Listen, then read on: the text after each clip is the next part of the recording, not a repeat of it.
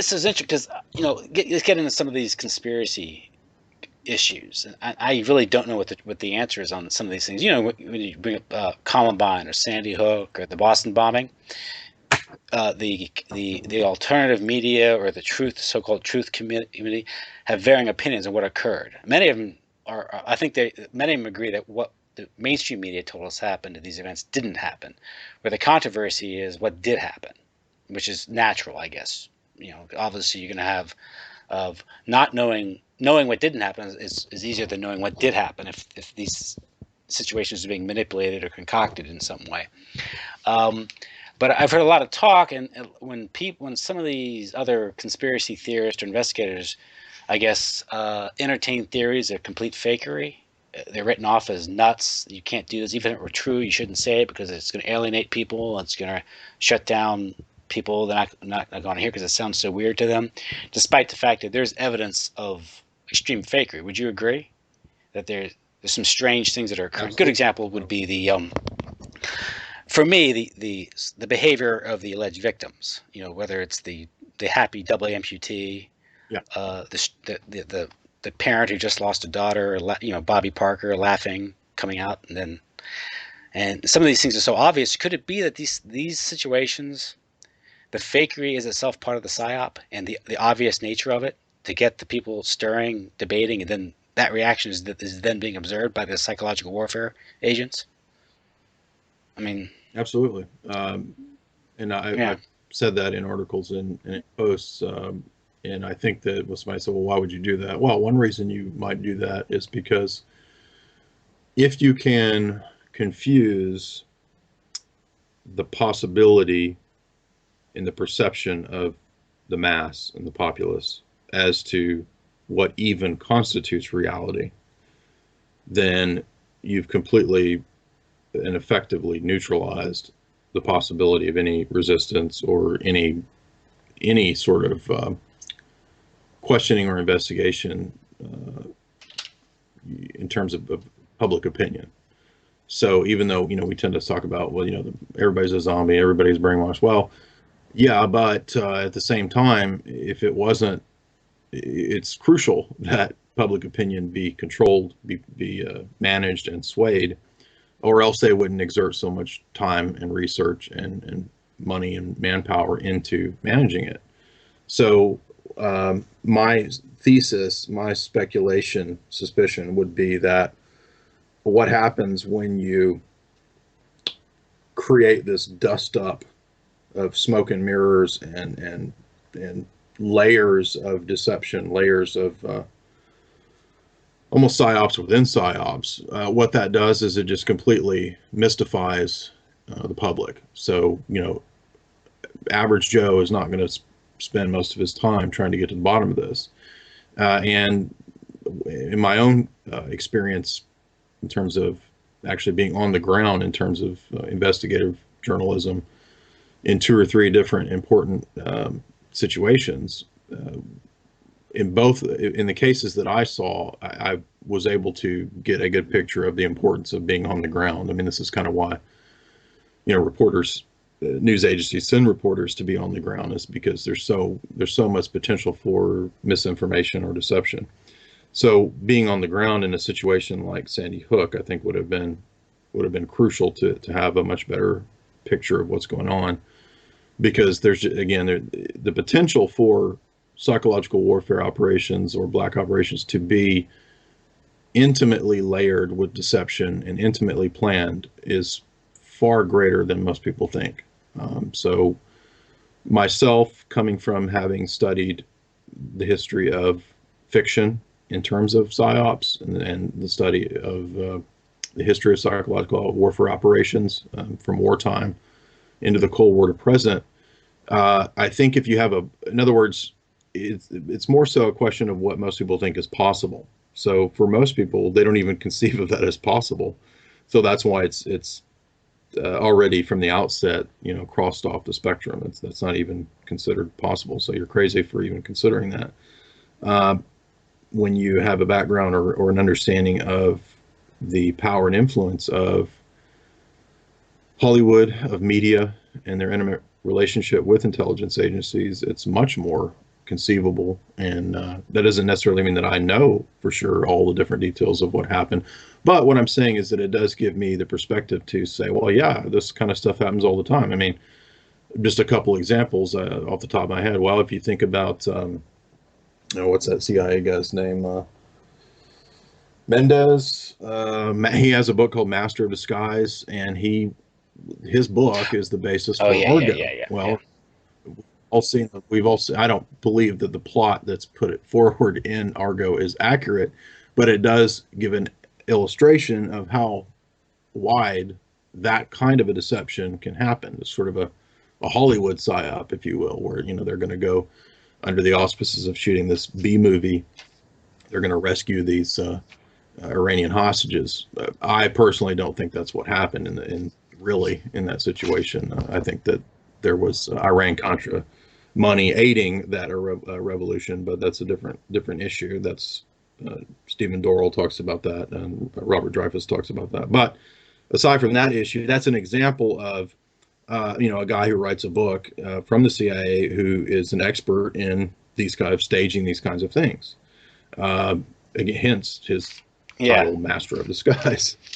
And the history of Hollywood, goes. I think there's much to suggest the long relationship between the CIA and Hollywood. There's, again, hundreds of examples that you could find from this. You can go to my site. I've got plenty. Jennifer Garner, for example, she plays a spy in Alias, and yet she's doing PR for the CIA. That's on the CIA's website. Ben Affleck says Hollywood's full of CIA, right? So, Julia Child, TV cook, well, she's also working for MI5. Yeah. And I mean, come on, British intelligence runs the BBC. I mean, this should be obvious stuff. You would think that people wouldn't, but they don't know this. So, but when you have all of that in your mind in the background, considering the possibility of Sandy Hook, it's not hard to see how that's possible. Think about that news clip that everybody's seen by now, surely, where Conan O'Brien plays all these local news stations from different affiliates, all reading the same script. Why would that be? Well, it's all put forth on the teleprompter by these centralized. Used to be CBS had one central locale that they sent this feed out to everybody. But it's still the CIA Pentagon scripting that's putting out Mockingbird media information. So it's no different. I'm just giving examples that we think about all of this in concert, then we can come to a situation like Sandy Hook, and we can say, well, here they are. We know there are crisis actors. That's a fact. These are real groups of people who sign up to. I guess they want to be actors in Hollywood and couldn't make. I don't know what they're after, but many times they're connected to Democratic Party. Especially, many times they're connected to these international organizations that are, for example, with Sandy Hook, working towards gun treaties, gun disarmament, gun confiscation, all these. So all of that's in the background with these people.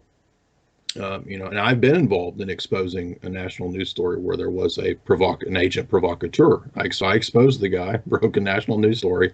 So I've seen it on the ground. Okay, I'm not trying to say I'm like a veteran of this stuff, but I have seen how this works on the ground. I had the guy come up to me afterwards and say, you ruined all of my political aspirations. I was going to be a lawyer. I was going to be a big Democratic Party, candidate. You ruined that. I was, well, you should have been an agent provocateur. I mean, it's not my fault you did that, but so I can absolutely see the potential for it. You got into that in your Running Man article. And that was interesting. So think about two great examples from film revealing this revelation of the method itself with Wag the Dog, where the producer films an Albanian war that's completely made up. And Kirsten Dunst is playing the little girl who's she's actually in the film. She's got a bag of Tostitos. And they, superimpose a kitty, and she's running with her puppy or a kitty. She's running from the bombs with her kitty. Hunger Games, actually, as well. This comes up in Hunger Games, where Katniss discovers that the Capitol is creating completely fake news stories. It comes up in, like you said, in Running Man, where he's run away. He's actually gotten away, but for the ratings and for the propaganda, the one state-controlled network needs to have a big bloody death scene, so they just superimpose Arnold's face onto some guy, and just Captain Frida, Jesse Yeah. Ventura comes in. And it's like also the alleged assassination of Osama bin Laden. Yeah, just so ludicrous on its face, Yeah, but it's run on the media and people just accept it, even though it has all the hallmarks of a lie, because they have, provide no evidence. They dump the body in the Indian Ocean for no particular reason. It's like, oh, I what? mean, that one is It's just like, that one is just that and one is truly. I shake my head. People believe that. I think it was I uh, and you can even have people like Cy Hirsch write a famous piece saying that Yeah, it's fake. doesn't matter. It doesn't matter. It doesn't matter how prominent, respected, intelligent the person is. This is the scary stuff. The scary stuff is how well people can be sold an ideology or a belief based on, just simple tricks, simple David Copperfield black magic type tricks, where it's that you want to believe, you want to believe that we're the good guys, and we got Bin Laden. Never mind the fact that the photo of the dead guy is actually a CGI photo that they used for Gaddafi as well. It's this exact Well, same you photo. get when you talk about the psychological, the history of it in warfare is, I mean, you have intelligence operations that are designed to, say, exploit a society's superstitions or fears. And I think you've mentioned this before with Ed Lansdale, when he spread the rumor of vampires in the Philippines in order to undermine the Huck movement, which was Exactly. a communist, the so-called communist rebel group that were challenging U.S. control of the Philippines. And what he did was they would kidnap a member of the Huck, like they were walking on patrol. They'd kidnap the last guy, like on TV, where you see that happen, and they'd drain him of blood. And then they'd find their compatriot in the morning, and they think that one of these vampire type creatures got him. Yeah, Yes, that Victor yeah. Marchetti's book on the In CIA Vietnam, you had the ghost has that in soldiers. there. Uh, Yeah, yes, and I think it was I dug up Aquino was too. was involved in that. That Colonel Aquino character, which is interesting. Yeah. Yeah, I know about Aquino, but what is this Ghost now? soldiers. Ghost Basically, they soldiers? make noises and weird. Some people think that Aquino summoned the occult. I don't know about that, but he was involved in it. They basically creating sounds and images of ghost soldiers in the jungle to create fear among the Viet Cong. It was a local superstition.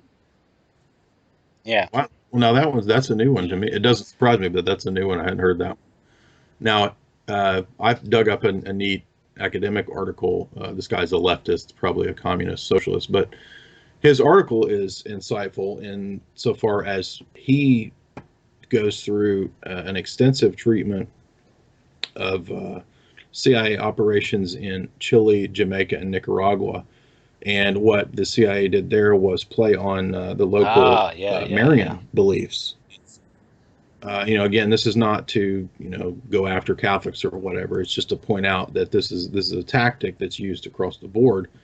And even if you are skeptical, that's fine, whatever. But when you look at this guy's essay, what he shows is that the all the news publications that were put out were it's very, very scientifically done. So you might have, if there's a politician that you want to demonize, what you might do, for example, is have him on the front page, you know, up at the top left or whatever, and then directly, next to that or diagonal to that, have an image that is, death. Have somebody in some gruesome pose there, right? So what happens is that the eye is immediately drawn from that image, and the way that the picture would be constructed, it would draw the eye down to the next image. So what's happening is that the mind is subconsciously associating, the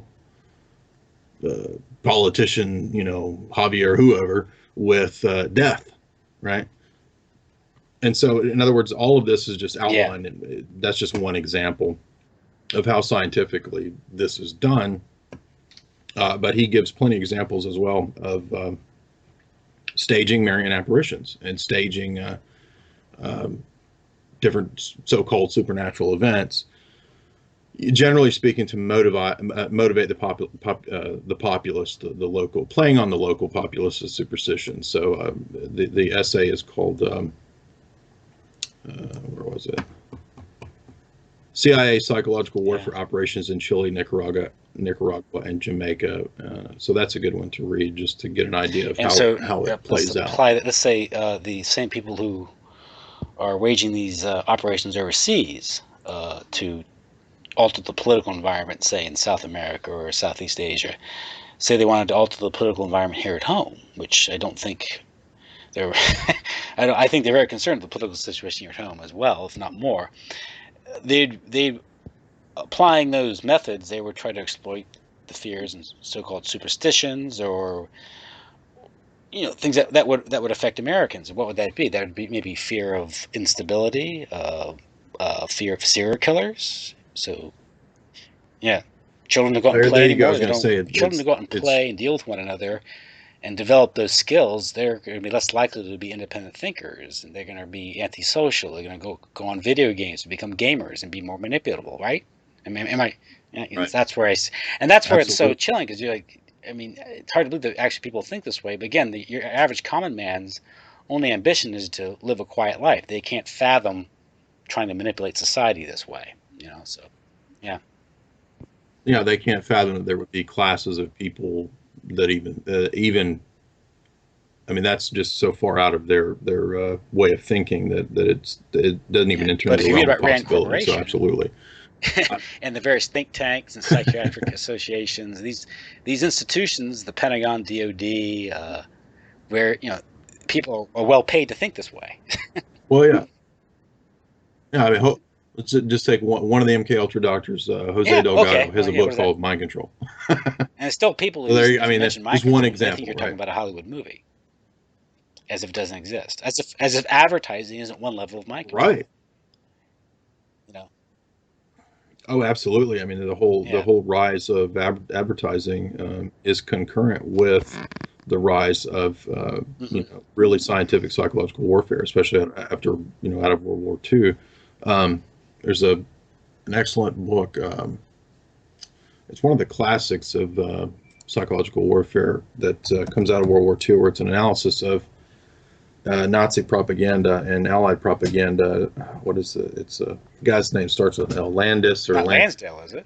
I can't remember his name, but that it may be. But it's well known. It's written in the 50s, I think. But even though it's a little dry, it's worth reading, because what you see is that the techniques of dropping pamphlets and all that. What the pamphlets are, of course, specified and scientifically done as well in a certain way to appeal to local sensibilities. So what the intelligence agencies do is they do all these ethnographies where you know everything about local dialects, local traditions, you have to know everything about the people that you can.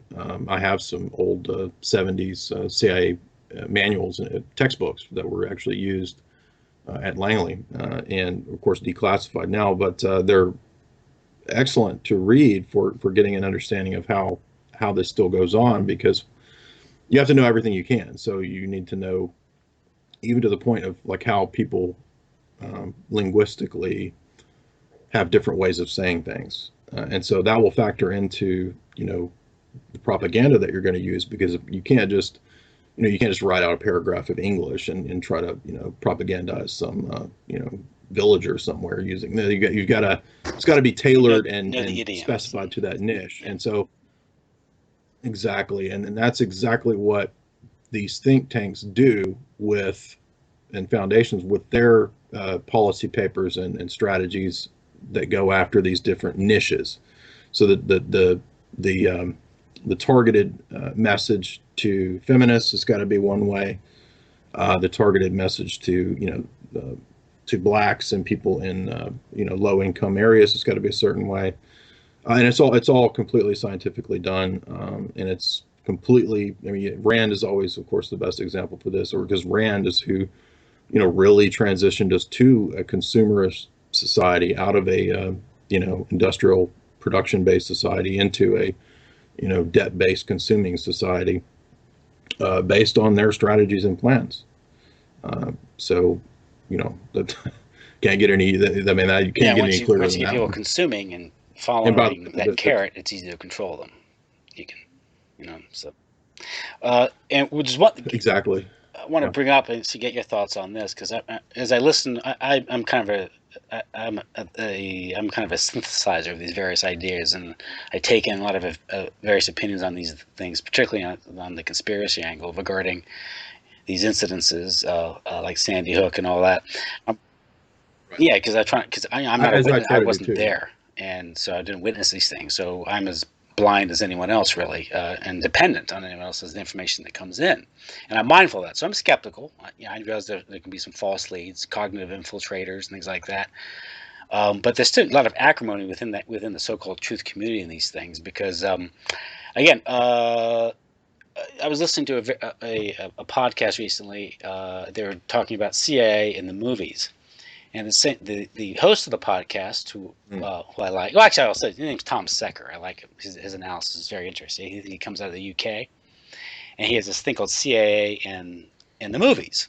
It's a series he did this year. Very interesting. And they were going a little bit off on some of the I guess you could say, the no planers and the no deaths at Sandy Hook and all that. And I'm not committed one or the other on that issue. I just know there are some anomalies which defy an explanation, which has me wondering. But right. So the people discussing this issue go on to say these people who say that no one was killed are just complete nuts. They're going to alienate the general public, and they're going to undermine any ground or cause the truth movement to lose whatever ground they've gained in the past few years by exposing these obvious false flags. And so, okay, well, that's their views and all that. But then what I found was very interesting is, as they're talking about the CIA and its role in culture and movies, they're talking about how intelligence itself has always been a game of magic, as in experimenting in the occult. And if you go back to the history, I thought that was interesting because, well, if this is true, if that really is a question of altering reality, tricking people, then of course technology would determine to what extent you can do that, or what's ever at your disposal. Mm-hmm. But if you look in the history of the intelligence world, it did involve conjurers. Like, I guess you're familiar with John Dee, the Elizabethan guy. He was into, absolutely. He was a philosopher, a mathematician, but he was also in the occult, and he was a conjurer. He was a magician. And of course, then there's Aleister Crowley, who's this, Satanist magician. Mm-hmm. He was also involved in intelligence. And now we have the, mm-hmm. Yeah, absolutely. And then of course, he established the OTO, the Order Templi Orientis, something like that, which gave birth to the Process Church, which some say had links to the Manson cult and all that. But then you also have, of course, Anton Lavey and these characters, and there are these connections. And as I mentioned earlier, one of the big names is this guy Michael Aquino, who's with the NSA. But before, he was involved in the Phoenix program. He's another Satanist involved in the occult. So you see what I'm saying? There's sort of a connection here to those weird black magic occult stuff to intelligence, because it's all about conjuring and confusing. Do you have anything to say on that? I mean, any? Okay, go ahead. I mean.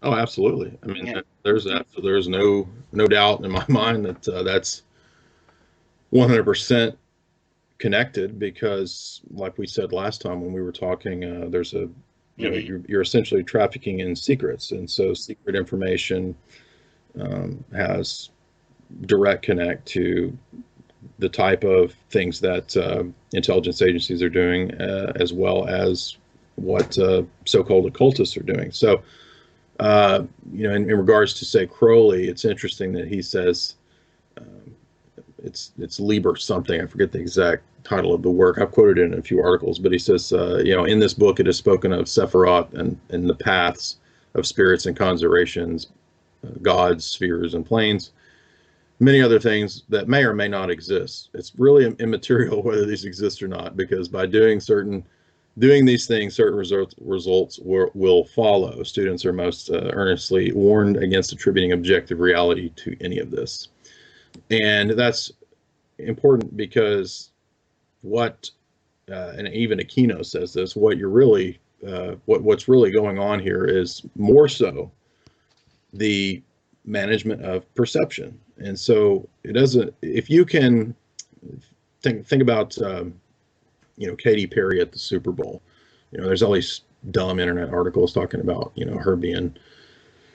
her intentionally being, some sort of signifier of the end of the world. I wrote an article about how dumb that was, but what is being done is utilizing archetypes and symbology and imagery to project an image into the minds of those seeing it.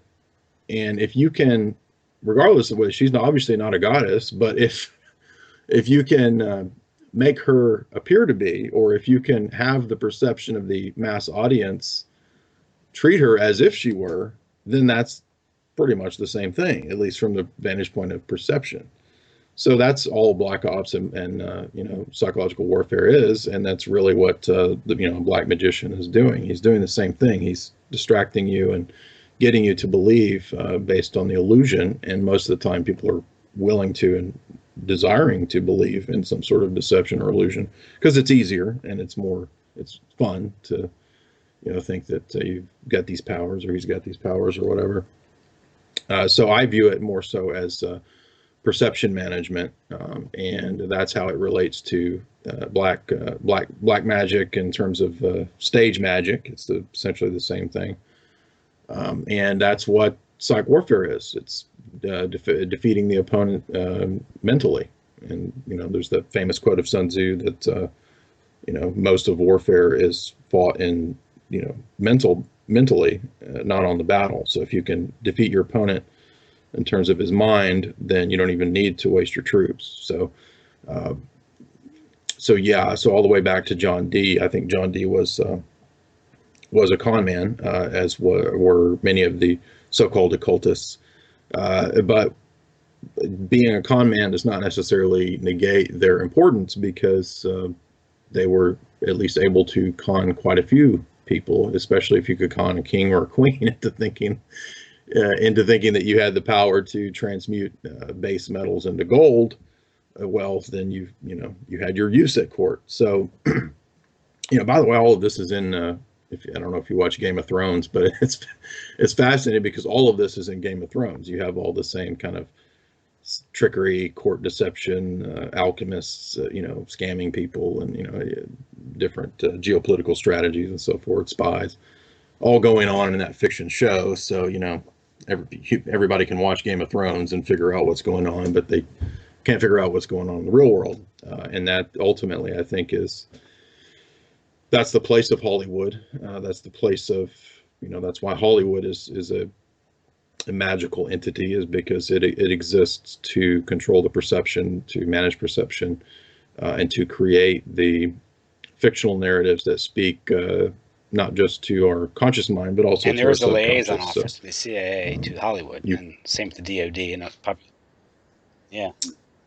As well as with the Pentagon and the Navy, which, there's some good documentaries on that. I think it goes a lot deeper than that. I mean, I think when you're getting into, especially A-list actors, I think you're talking, my suspicion, I have no direct evidence, but, like with Jennifer Garner, people like that, my suspicion would be that a lot more of these people are working for intelligence than most even conspiracy theorists would be willing to grant. And again, I don't have direct proof of any kind of recruitment, scenarios, but, we do have these little hints and, things that come out here and there.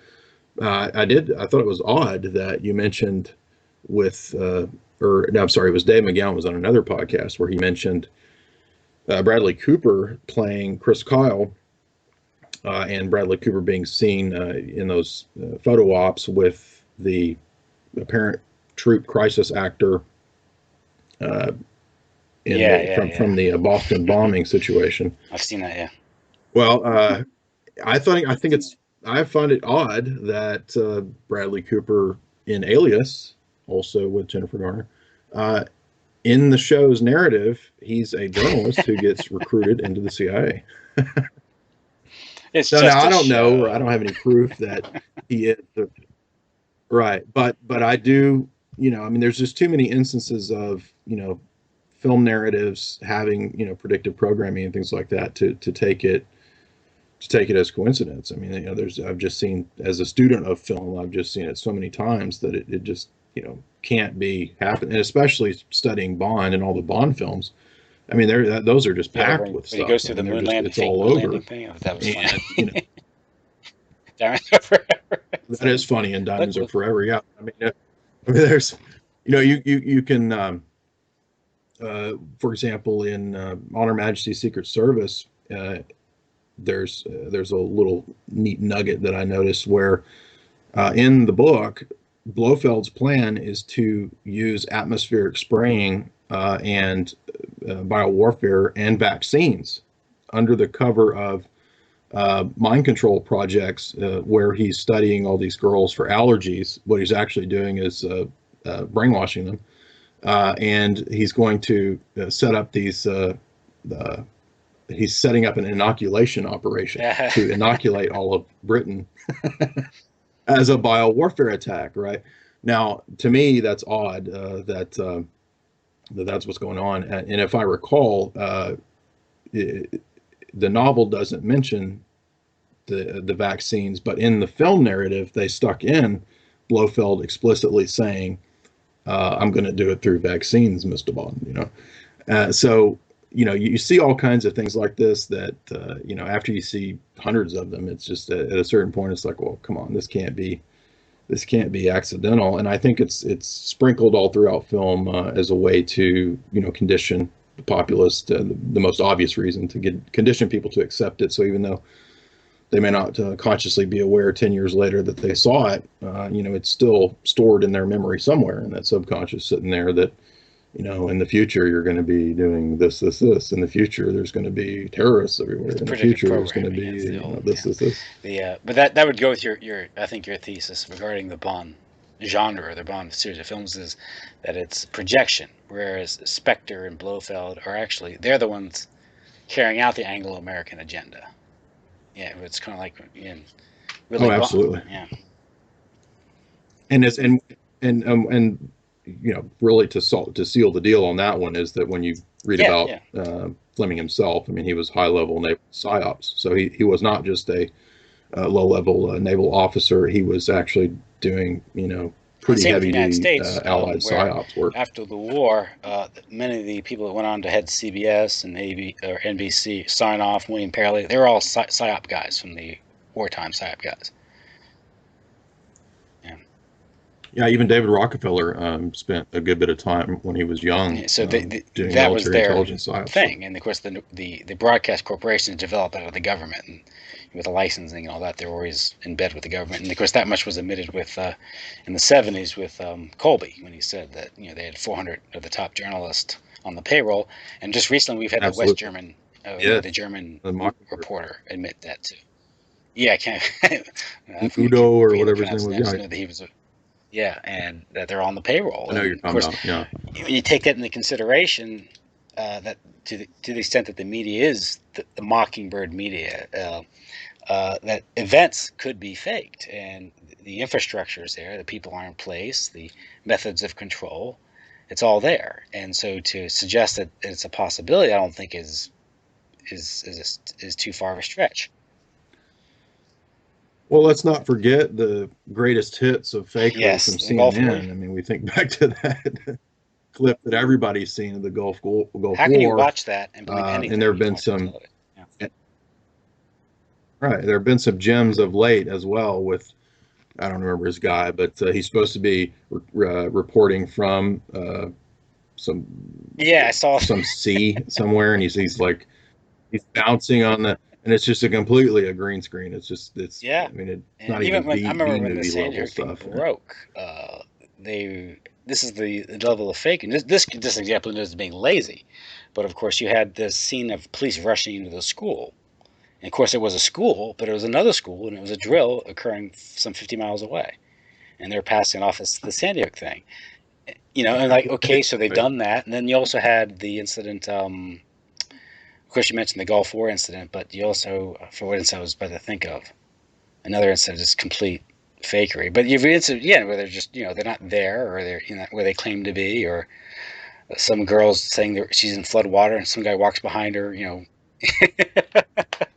But those are trivial examples. But there are more profound examples of this of complete fakery. And guess once they've been caught doing that, it's you would think you'd lose credibility, but you don't. There's been some speculations regarding Sandy Hook. I've heard evidence that there's no evidence the school actually ever have been closed for several years. People have been trying to get the records that would prove that, but they can't seem to get the records. Yeah, I followed a lot of that too with Halbig and all that, and it's just even when you get into it's just like with 9/11, there's already disinfo even exactly. amongst the so-called truthers. So and that's all part of the the Psy-Ops, smoke and mirrors, dust storm of confusion. But what we can do is look at the undisputable anomalies and the things that are there. I mean, I often criticize empiricism in my on my site, but that's an ideology that comes out of the Enlightenment. So I'm not criticizing empirical information and data. That's very, very crucial and important. I'm very much a supporter of that, obviously. So if we can just basic logic, basic reasoning, can investigate these things and look and see that there's obvious anomalies. I mean, there's just so much with Sandy Hook that doesn't make sense, especially with the character of Adam Lanza himself, as well as apparently possibly a creation or a fiction. There's no pictures of him in his yearbook. He looks like a composite, right? There's all types of weird anomalies, and so. And then one of the principles I would recommend. This is something I came up with this week, where in the alternative media conspiracy realm or whatever, it's what I call Occam's phaser, and I call it Occam's phaser because it works on the principle that when in doubt between different options, always choose the most outlandish, exotic answer. Yeah. And that's what a lot of people tend to do, is that they immediately jump to the most ridiculous, outlandish example, which, as I'm sure you're well aware, alternative media is most of the time, quite often, either spooks or kooks, as I say. So, whether they're goofballs that actually believe something crazy and outlandish, I think we should adhere to the principle that, conspiracies are common, and espionage is common, and trickery and deception are common, but really exotic things are not common. So I wouldn't jump to the most outlandish synopsis, but as you pointed out, there are obvious anomalies, as with 9/11, as with any of these other instances, where we can definitely say, from an empirical standpoint, I'm justified. Let me speak in the language of a philosopher here and say, as an individual, I'm epistemically justified in having doubt and skepticism and looking at alternate explanations. And so, when people ask about specific conspiracies, or say about the moon, I don't have a definite set view of that scenario, but I do believe that given all of the other instances of deception and trickery, I am rational and epistemically justified. I'm well within my epistemic rights as a philosophical thinker to have skepticism about situations that don't add up. For example, this is just the most obvious one to me. NASA, on the one hand, puts out a complete, total narrative that I'm supposed to accept about the moon, and at the same time, NASA consistently and constantly promotes aliens. I do not believe in aliens. Now, what I'm on the horns of a dilemma, as are you and all other people out there, because what are you going to do in this situation? I mean, if you accept that the moon situation is absolutely correct because of NASA's, pedigree or something, well, then why are they promoting this Irrationalism. alien Trying to promote baloney? irrationalism, I Okay. think. Yeah. Yeah. Yeah. So for me, that's a contradiction where I'm within my rights to say, well, I am skeptical of whatever NASA tells me. That does not mean that I don't think they, build rockets and do things, but I suspect that NASA is probably kind of a public front that's out there to, operate for the public purview, while meanwhile there's all kinds of, the continuation Yeah. essentially of the SDI, Star Wars Defense Initiative. That's the black budget space tech, Which might explain secret stuff is UFOs what's because really there are going just on. unidentified scientists. Black Well, technology, yeah. there's no doubt in my So, do mind you really think that's that what we're privy UFOs are. to the Absolutely. best, most advanced technology? No, it's you know, Well, look at uh, yeah, yeah, yeah, yeah, Running Man. That I'm yeah, not 80, 87, yeah, okay, and he's using the Infonet. Now, yeah, there was like one or two newscasts I've seen where some local news said, in the 80s, in the yeah, yeah. future, there'll be the internet. You'll dial from your phone, and your computer will use your phone. But I had no idea what the internet was in the 80s. And my dad was in the Navy. He had no idea what the internet was in the 80s. And I mean, most people did not know what the internet was in the 80s. So, just one little nugget example there with, the Running Man. He's sitting there ordering a plane ticket on the Infonet. So uh, that suggests that, uh, that's another consistent pattern we see, that the preparation for the mass populace for this really advanced stuff is And the oftentimes done government through has film. leaked reports, and also there's been evidence the government has encouraged the UFO or the alien phenomenon in order to, well, either to confuse people, to divert attention away from something, and also, or to, recently we've had a slew of like experts or people commenting, maybe we need to stir up an alien threat to unite the world, or so this thing, whether it's in the movies too, right? It's So that is a meme that's put out there, and it might be to do that. It's a psyop, yeah. And people can be kidnapped, right? Even Oh, these abductions absolutely. can be There's operations. Yeah. and when you get into the black ops stuff in relation to alien deceptions, you find a lot of the same characters. Yeah. You see people like Aquino popping up. You see John B. Alexander, Colonel John B. Alexander, who was, as I understand, been involved in the development of non-lethal weapons technology. So this is definitely an inside military-industrial complex person, character, important figure who's very much in the background of all these alien stories. And then of course Hollywood uh, picks up on this. But for this, the best example you could find is I think there's evidence to suggest the Hadley Cantrell's Invaders from Mars, that the Orson Welles War of the Worlds Yeah, broadcast was actually a I know the psyop Rockefellers took a very strong that was interest in the studied. reaction to it. Yeah, yeah. Exactly, and then there's a book on that, and that was studied for psyop purposes. But that's really kind of one of the early.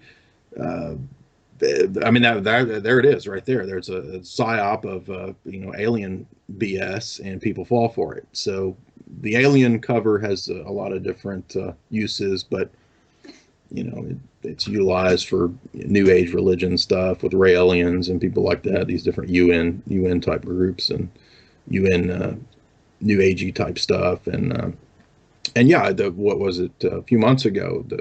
or even in mainstream news, that the CIA admits, declassified, that Yeah. the 50s aliens stuff was all them. So all that MJ, uh, Magic And a 12, lot all of it that is stuff, just that's just a more or less bunch of take baloney. a lot of the oxygen up in the room. If you get if you get a group of people who are maybe naturally skeptical and you spend their time researching that, then I can look at other things. And yeah, and to me, the most That's a immediate great cover. the most I guess the most plausible explanation for some of these things people see is that there are aircraft or space vessels or vehicles that have been made or developed based on occulted or secret knowledge or technology that they haven't revealed. And of course, we all get into the Nazis, the whole story about the Nazis and the flying saucers after World War II, and how they were brought in and to develop aircraft, and maybe, yeah,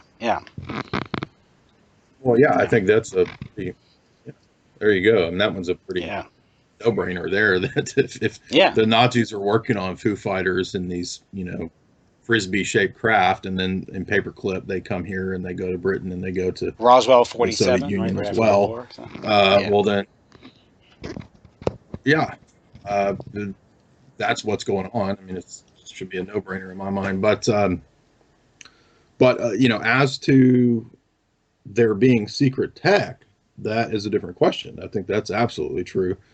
And if they're working on Foo Fighters in the 40s and 50s, then there's no telling what's been developed now. Especially, I do think there's evidence to show that the technologies that Tesla developed had the potential for kind of a revolution in physics, based on a different metaphysic than what the Royal Society puts out for mass consumption. I do think there's evidence to suggest this, especially the more that you read about Tesla. And I don't mean to be getting into really esoteric stuff, but there are alternate secret versions of technology. Unfortunately, the Tesla 0 point energy field yeah, is yeah, populated with a bunch of con men and deception as well. But there's something to this, because we think about the internet itself. I mean, this idea goes back to, wireless goes back to Tesla. So Tesla had an alternate metaphysic, that originally was informed by his, Serbian Orthodox submarine, and then he later got into things like theosophy. But what he retained from this was, the idea of there being ether, and there being sort of this, subtle uh, further layer of reality that sort of integrates all the others, that the other dimensions, if you will, the three dimensions. And the existence of ether can be tapped into. It can be used to transmit information, data, energy, and we see all of that now. We see stories of wireless transmissions of energy. Um, you know, uh, whatever one's opinion of the different perspectives on quantum physics are, and I do believe and understand that a lot of that is tainted with new age gobbledygook and deception as well. But when I read people like Werner Heisenberg and guys like that, they confirm, for me at least, that a lot of what Tesla was saying was accurate, and that's why the Navy confiscated his documents and his papers. Well, originally I think it was the FBI or some government group, but now the Navy supposedly has possession of Tesla's documents. But there's a lot of Tesla stuff that's not declassified, but supposedly the mm-hmm. documents saying that his documents are classified are declassified. So, maybe those are fake too. I don't know. But if I look around and I see, cell phones, transmitting data wirelessly, and when I look at EMF, ELF, BLF technology, and the stuff that Aquino talks about, for example, in his Psy-Ops treatises, about you know electromagnetic warfare and what can be done to the body and the body's frequencies through frequency warfare. That to me says that all of this stuff, directed energy weapons, etc., all of that goes back to Tesla and is very real. And they're obviously working on a different version of physics than what than the mass consumption physics that I was taught, for example, There was, I in guess, college and in high Joseph school. Farrell does a lot of work on that, the Nazi bell, and yeah, yeah, Yeah, I mean, I've I've interviewed Farrell once, and I have some disagreements with Farrell. So I don't. I mean, I'm not trying to. I mean, I think that some of that's right, and I don't mean to. I mean, I'm not trying to. How can I say this? I agree and disagree with Farrell, and I'm not ripping off Farrell. In fact, the first interview I did with Farrell was around 2008, I think, and I'd not read any of his stuff except his theological trilogy, and we got onto the subject of ether because his book turns out his book Unified Field Theory is based on ether and all that. So obviously I have been influenced by Farrell, but there's a lot of that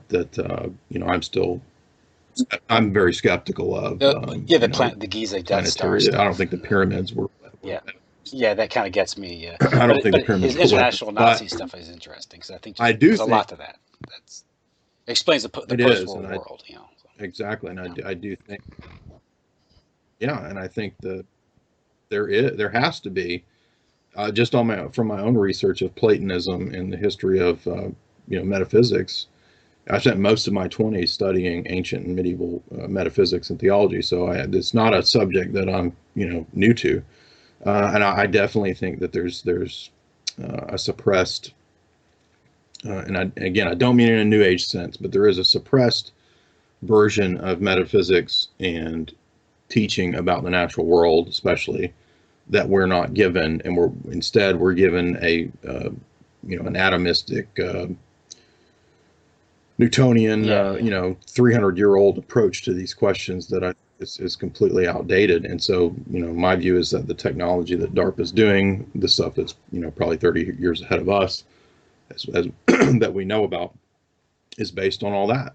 And for proof of that, I would say look at what Werner Heisenberg says. He says the subatomic particles demonstrate Platonic forms, Pythagorean forms. They don't demonstrate, quote, materialism. And yes, that sort of revolutionary approach undermines the given power structure. It's like, I think it was J.P. Morgan, I don't know if it's apocryphal or not, when Tesla explained his theory about this energy, and he supposedly said, right, well, how do I charge for that? Right, exactly. Now, I thought I find it fascinating that Tesla, the company Tesla, is putting out these supposedly more efficient home batteries. I think that's interesting. I don't know why that would be permitted, but I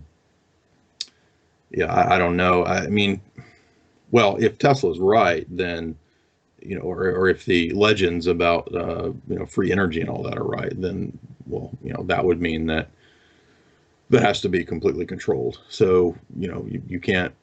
The powers that be are going to want to release that technology in their own time. Explanation of what's going on, because we don't live in especially in energy and industry and economics in general, we don't live in a free market. it's not even close to it. No, not at all. I mean, when you look how at corrupt it is, it's amazing. I had not thought much about energy and energy companies in relation to geopolitics until the last few years, and I read a few books on it that were really interesting. Again, I would not. I have a lot of skepticism towards this person, but his book is full of a lot of facts that you won't find anywhere else, and that's Michael Ruppler's book, Crossing the Rubicon. I disagree. Well, that comes. I disagree with his peak oil stuff. Technocracy. King Hubbard, right? It does, exactly. But it does, but Crossing the Rubicon has all kinds of facts that I've not seen elsewhere. Interesting little insights and details and information in relation to black markets and energy and all that. So it is worth reading for that, especially when you look at the P-Tech stuff and the Inn's Law situation with the back doors and a lot of the same stuff that say Esplin talks about in Shadow Masters, where he points out the black market in relation to the global economy and energy, And Ruppert, I think, was invaluable for just for that aspect, for how much of the black market is really, funneling, not just because it's all Yeah, yeah, interconnected, as I'm sure you're aware. I mean, it's not like you have the drug trade over here and then you have this other thing over here. I mean, the banks are at the top of this thing, kind of sucking all the, like a big parasite, like a big battery, yeah. kind of sucking all the energy out Monetary of system is designed everything for that. below it. It's, So yeah, yeah. Debt-based money is like the absolutely, there craziest you idea you ever heard. It makes no sense. It makes sense if you're a monopolist, though. Yeah. go. Rupert, there's a life that would be a subject for a great biography or documentary, because it looks like his entire life he was victimized by the national security state. He had a fake relationship. I think his fiance tried to recruit him, and then his life was threatened when he was the LAPD, because he was involved in some. He saw the drug running that was occurring in LA. That was reported by by the San Jose Hmm. Mercury News. Uh, you know, you don't know. I don't know what Yeah, but I I don't mean, know, so I just don't know. I I can't mean, speak I don't. for him, or testify to the fact that he was not somehow controlled, or maybe unwittingly controlled. But he was definitely onto something. I during the early days of Yeah, 9/11 and years, right. I watched a lot of his lectures and explaining the drug connection with Wall Street and stuff like. So there's definitely a lot there to learn from by reading him or watching him. As there's a lot of people, just got to look at it with Exactly. skepticism. Exactly. And he might have had some of the answers. He might have been misled in some other things, like all of us, right? It's just one of those things. Sure. So wow. Well, that's what I think. What's so for me in the last, I don't know, 5 years, what's been really a help was branching out into, trying to read trying to read good material in different subjects. So, not just reading quote conspiracy stuff. And if there are people who want to advance their understanding, their research, I would recommend branching out into espionage Because and they're all related. geopolitics and economics. Yeah, So yeah. exactly, and you really need uh, that broad next level of studying things And beyond here's just the the quote problem. In order to conspiracy do that, stuff. you have to put in the time and read. And that's a Mhm. lot for a lot. That's a lot to ask for a lot of people, because you know I guess it is. Yeah, I was raised by it a was there. mom who Yeah, was an editor and yeah. a librarian, so I was And I was raised by books.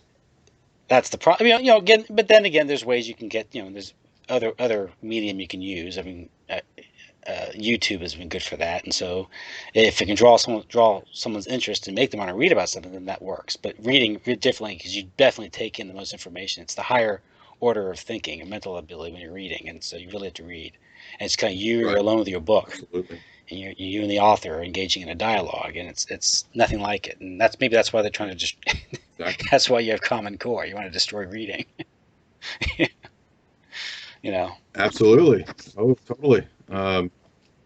There used to be when I was in high school. There were like 10 bookstores in Nashville that I could Yeah. go to and drive around and I used to look forward to driving and hitting up all the bookstores when I Yeah. was 18. And Now that's sort of there that are sort of two or corporate three. So. concentration, which all the broad economic Mhm. conditions and all the decisions tend to be limited, destroying the small, mid-sized companies that gave people's jobs and opportunities, and they're corporatizing everything, because these corporations, they're the ones that are lavish with the drug funds, with the cheap capital from the central banks, and they're able to use that leverage to destroy the smaller firms that don't have that advantage. You know. Yeah, I felt like such a dummy having read all this conspiracies. I started reading conspiracy stuff when I was about 18, and it wasn't until about 29 that I was starting to look at, oh well, there's all this Yeah. black I market wasn't. stuff I was that's in my late actually 30s when I a big started part of this. really looking at this I stuff. was So yeah, Well, that black market stuff is again such a big part of it that I was just clueless yeah, and about everything. in my 20s. It makes So you look at the police, everything like so it's all yeah, a big facade. It's all corrupt. It's just awful. It's just But then again, you shouldn't be dispirited, because if you take in the broader look, this is the way the world has always worked. And as we, the, the principalities and powers have always belonged to the devil. So, yeah. Well, it makes me think back again to what Machiavelli says in Art of War. He's very pragmatic in it, and he's sort of laying out a strategies for rulers. So all those principles, from Yeah. hundreds of years ago Human are nature still doesn't applicable. change. Well, Yeah. all the way back to Sun Tzu. So, I mean, you go well, back Jay, I've kept thousands you a of long years. time tonight. I'm gonna let you Exactly. go. So that's I want to thank you for It's okay. coming on the show again tonight to go deeper into these things. It's always a great talk. Again, you can go on forever with these things because there's it's a lifetime of learning. Again, well, again, go to Yeah, right. jaysanalysis.com, read his articles, and support him. He does good research.